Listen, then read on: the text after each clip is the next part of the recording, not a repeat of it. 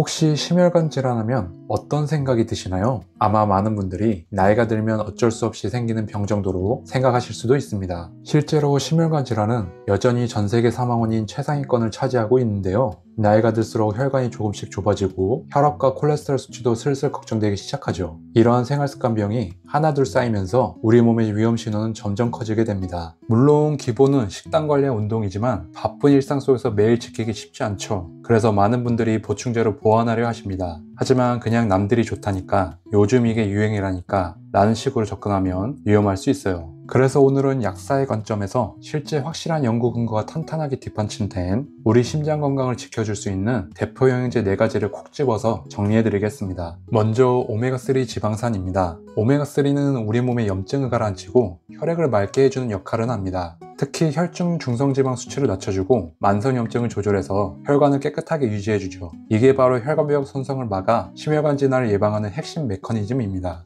이러한 효과를 아주 명확하게 입증한 대표적인 연구가 바로 리지스윗이라는 대규모 임상시험인데요. 이 연구에서는 이미 심혈관 질환을 앓고 있거나 당뇨병 같은 고위험군 환자들에게 고순도 EPA, 즉 오메가3의 한 종류를 고용량으로 처방했는데요. 그 결과 주요 심혈관 사건 발생 위험이 무려 25%나 감소하는 놀라운 결과를 보여줬습니다. 그렇다면 얼마나 먹어야 할까요? 일반적인 건강 유지를 위해서는 보통 하루 1000에서 2000mg 정도를 섭취합니다. 하지만 방금 말씀드린 연구에서 사용된 용량은 하루 4g으로 높은 고용량입니다. 따라서 특정 질환 예방을 목적으로 고용량을 섭취하기 전에는 혼자 결정하지 마시고 반드시 전문가와 먼저 상담하셔야 합니다. 두 번째 성분은 코엔자임 Q10, 줄여서 코큐텐이라 부르죠. 우리 몸의 모든 세포가 에너지를 만들기 위해 반드시 필요로 하는 성분이 바로 이 코큐텐입니다. 특히 심장은 하루도 쉬지 않고 뛰어야 하니 코큐텐을 가장 많이 쓰는 장기죠. 그래서 코큐텐은 심장의 에너지 발전소 역할을 해줍니다. 실제로 임상 연구 결과도 이를 뒷받침합니다. 저명한 큐 신비오 연구에 따르면 신부전 환자들이 코큐텐을 꾸준히 섭취했을 때 모든 원인에 의한 사망률과 입원율이 의미 있게 줄었는데요. 또 여러 연구를 종합한 메타 분석에서도 코큐텐이 혈압, 특히 수축기 혈압을 의미 있게 낮추는 효과가 있다는 일관된 결과를 보여줬습니다. 코큐텐 관련 연구에서는 보통 하루 100에서 300mg 범위의 용량이 사용되었는데요. 다만 한 가지 팁을 드리면 코큐텐은 지용성이기 때문에 흡수율이 낮아요.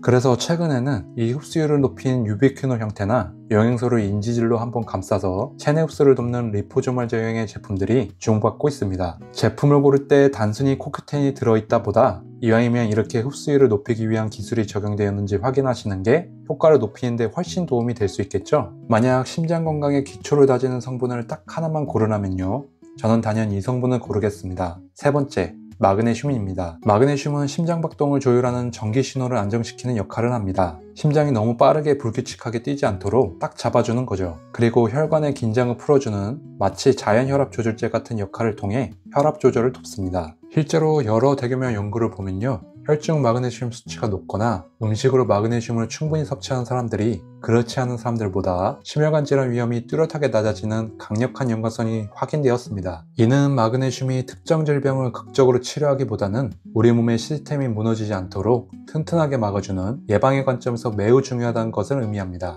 한국인 성인 기준 일일 권장 섭취량은 남성 370mg, 여성 280mg 수준인데요. 연구에서는 하루 200mg 정도의 추가 섭취만으로도 긍정적인 효과를 나타냈다고 합니다. 평소 다리 쥐가 자주 나거나 스트레스가 많고 잠이 불규칙한 분들이라면 마그네슘을 꼭 챙기시길 추천드립니다. 마지막 네 번째 성분은 L-카르니틴입니다. L-카르니틴은 지방산 세포안 에너지 공장인 미토콘드리아로 운반하는 아주 중요한 테페트러 역할을 합니다. 특히 심장은 지방산은 주요 에너지원을 쓰기 때문에 L-카르니틴은 심장에 연료를 공급하는 중요한 조력자입니다. 즉, 심장이 힘차게 뛸 수 있도록 주 연료인 지방산을 부진하게 날려주는 게 바로 L-카르니틴인 거죠. 이러한 기능 덕분에 실제 임상 연구에서 협심증이나 심근경색 후 환자의 증상을 완화하고 심장 기능을 개선하는 긍정적인 결과가 보고된 바가 있습니다. 또 지방대사에 직접 관여하기 때문에 체중 감량을 목표로 다이어트를 할 때도 보조적인 도움을 줄 수 있죠.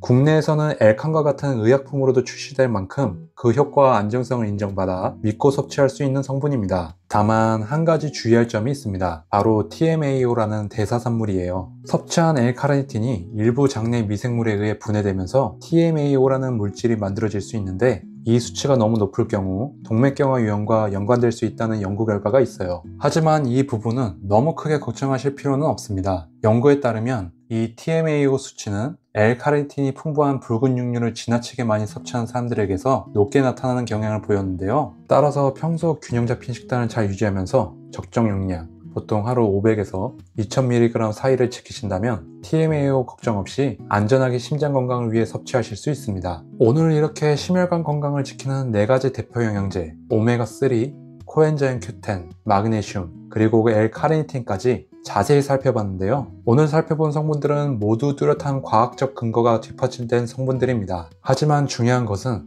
단순히 영양제만으로는 심장을 완벽히 지킬 수 없다는 사실이에요. 가장 중요한 기본은 바로 생활습관 관리입니다. 규칙적인 운동, 금연, 그리고 균형 잡힌 식단, 이것들이 반드시 함께 가야 하죠. 마지막으로 개인의 건강 상태나 복용 중인 약물에 따라 달라질 수 있으니 복용 전에는 꼭 전문가에게 상담하는 것을 추천드립니다. 심장은 한 번 손상되면 회복이 쉽지 않아요. 그래서 예방이 최선의 치료이고 오늘 말씀드린 이 4가지 영양제가 그 예방의 한 축이 되어줄 수 있습니다. 혹시 오늘 내용 중에서 궁금한 점이 있으시거나 평소 드시는 영양제에 대해 궁금한 점이 있다면 언제든 아래 댓글로 편하게 남겨주세요. 제가 꼼꼼하게 읽고 답변해 드리겠습니다. 오늘 영상이 도움이 되셨다면 좋아요, 구독, 알림 설정 부탁드립니다. 감사합니다.